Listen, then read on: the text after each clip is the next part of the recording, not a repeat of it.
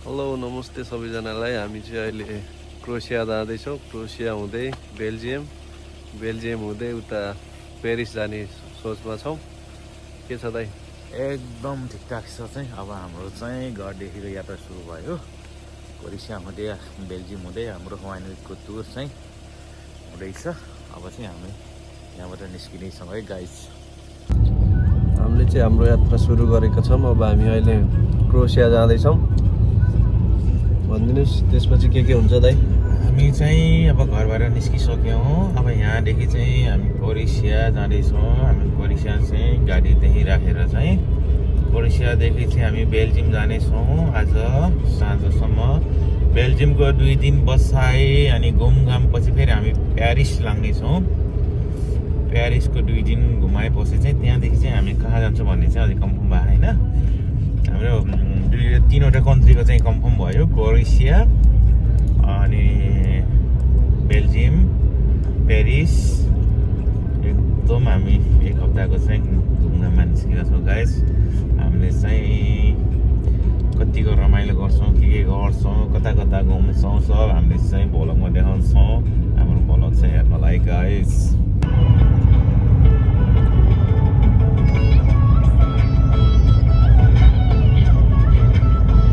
हामी चाहिँ finally guys Zagreb एयरपोर्टमा चाहिँ आइपुग्यो है।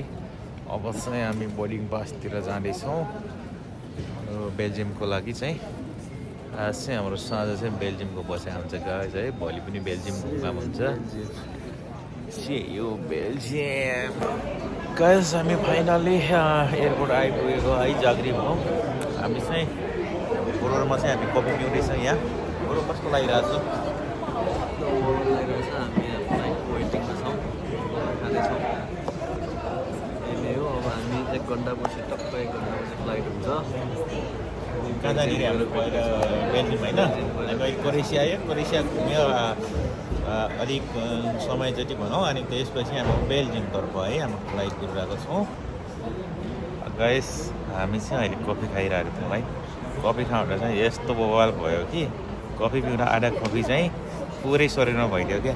राखाइदिनु त कफी नडीको भइछ कि सब यहाँ पोखे छ। अब चेन्ज गर्न जाँदैछु म। टी सर्ट चाहिँ बब्बाल यो टी सर्टमा चाहिँ बब्बाल फोटो खिच्ने भनेको चाहिँ बब्बालै नराम्रो भइदियो क्या। अब सिरो टी सर्टमा है जान्छ कि जाँदैन थाहा छैन। अब गएर अर्को चेन्ज हान्छु म।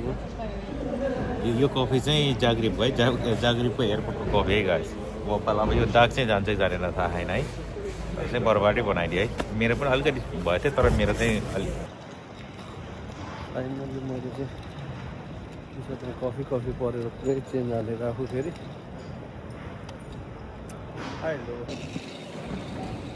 फाइनली हामी चाहिँ बोर्डिङ पास गरेर अब जाँदैछौँ।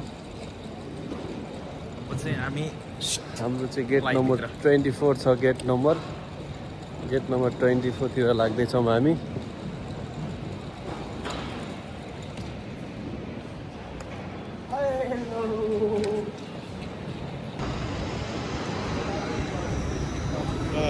सिटमै जाने त होला नि है, पछाडिबाटै ब्यागबाट होइन।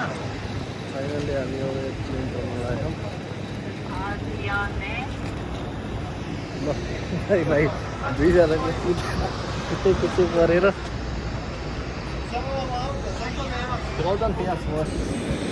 फाइनली हामी आइपुग्यौँ बेल्जियम। कस्तो भएर आजको यात्रा बेल्जियम चाहिँ आइपुग्यो है। एकदम रमाइलो भयो। फ्लाइटमा चाहिँ प्लेनमा चाहिँ एउटा सिट भएन होइन, अघि पछि भयो, केही छैन। अब हामी यहाँबाट सिधै होटलमा जान्छौँ। Hotel book गरिसकेछौँ। बिच बाटोमा के हुन्छ हामी देखाउँछौँ। भिडियो हेर्दै गर्नु होला। धन्यवाद। लो हामी चाहिँ होटल जान लागेको। होटलमा अब टक्कै फेरि 1 घन्टा पछिको मात्रै बस रहेछौँ। टिकट काटेर अब भोक लागेको केही खान जाँदैछौँ हामी चाहिँ। 1 घन्टा कुद्नु पऱ्यो के त। यो पोस्टमा हुन्छ है एकछिन हामी बेल्जियमको। ल हामी चाहिँ अब बसमा जाँदैछौँ। एयरपोर्टदेखि चाहिँ अब होटेलमा है गाइस। होटलमा जाँदैछौँ। बसमा चढेर सामान आइराखौँ म।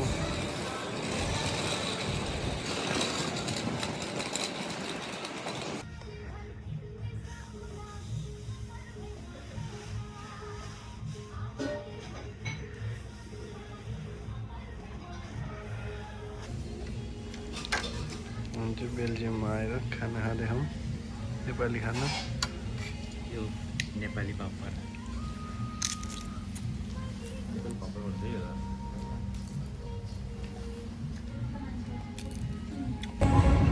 फाइनल्ली हामी चाहिँ यहाँ बेल्जियममा आयौँ बेल्जियममा आएर खानासाना खाएर होटलमा अनि यहाँनिर मेला लागेको रहेछ मेला हेर्न आयौँ हामी चाहिँ डप्प दाजुभाइ कस्तो लाग्दैछ अब यो मेला देखा न आमा मेला लाग्यो यस्तो मेला हेर्न आएको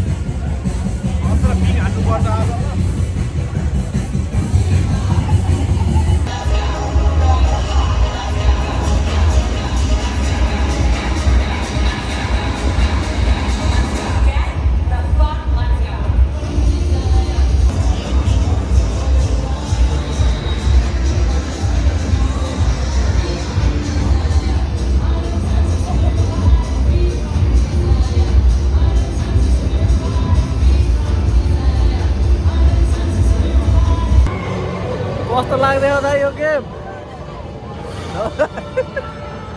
कस्तो लाग्दै हो यो गेम यत्रो हेर्दै साट्नु जान्छ यहाँ त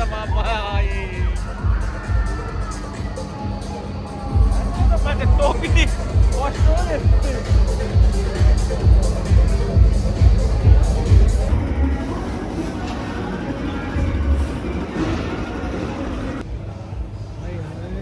आज चाहिँ हामी सब घुमघाम गरेर सकियो अब रुम जाँदैछौँ कता हो रुम हाम्रो सिधा जाउँ न सिधा उयो होइन अगाडि आजको दिन कस्तो रह्यो ल दिन बब्बल भयो रमाइलो भयो यो नाइटको यो के भन्छ यसलाई के भन्छ यो नाइटवाला